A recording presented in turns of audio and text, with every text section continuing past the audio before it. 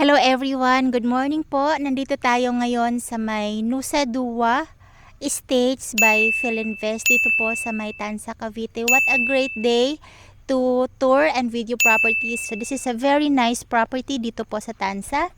And behind me, yung ating binibenta na property dito po sa may Cavite. Very ideal for farm lot, for retirement, and also very affordable.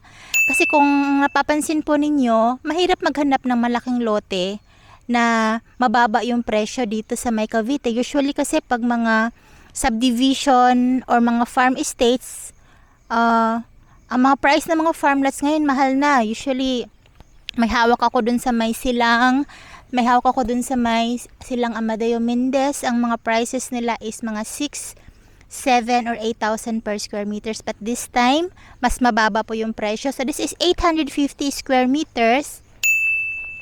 Mula po dito sa area na to, papunta doon. This is 850 square meters along the main road. So mayroon akong expected na buyer dito actually. Very interested siya from Canada. Gusto niya ng video. So ito ngayon binidyohan ko para po ito sa inyo, Sir Marlo. Para po makita nyo itong property na ito. But I'm also gonna be showing to my other prospects kung ano po ang itsura nito. Okay, so main road po ito, and then ito yung mga katabi niya. Very nice location.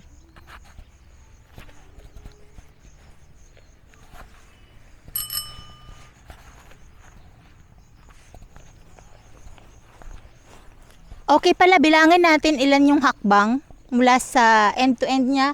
And ang kagandahan nito, may bakod siya eh.